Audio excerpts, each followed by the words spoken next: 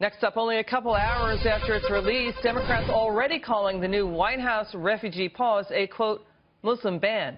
Minority Leader Senator Chuck Schumer tweeting this. To be clear, this is only an updated Muslim ban. It still makes us less safe. It's mean-spirited and un-American. Even the media continuing to press the point that the 6 countries listed are Muslim majority, even though Iraq was dropped. Let's look at the AP tweeting. New travel ban for 6 majority Muslim countries. NPR saying, quote, Trump signs new order blocking arrivals from 6 majority Muslim countries. Let's take this to the president of the American Islamic Forum for Democracy. Look who's here, Dr. Zuhdi Jasser. Doctor, why is the focus back on this being a, quote, Muslim ban? Well, because that's all the Democrats and the left have in their arsenal to counter. All they want to do is counter anything that the Trump administration comes up with. And they use us Muslims as a prop, as a identity politic, and they don't want to look at the rationale behind it. They want to ignore even the facts out today about these over 300 individuals that are being followed by the FBI that are refugees. Ignore the facts in Europe and others. I mean, it's just absurd. And I can tell you, frankly, I'm tired of it as a Muslim. I believe there's nothing more pro-Muslim than us telling our country, telling American citizens that we will vet against jihadists, against Islamists, but welcome in those Muslims who are seeking freedom and liberty. You know, Doctor, it's interesting. In the past, Democrats have said, yes, pause refugees from countries that are openly hostile and have plotted, where their nationals have plotted terrorist attacks.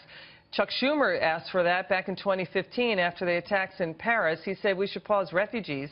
And now, as you point out, 300 refugees, the target of FBI terror probes, and we've got even the Democrat Attorney General of Virginia saying this is a good thing. What are your thoughts?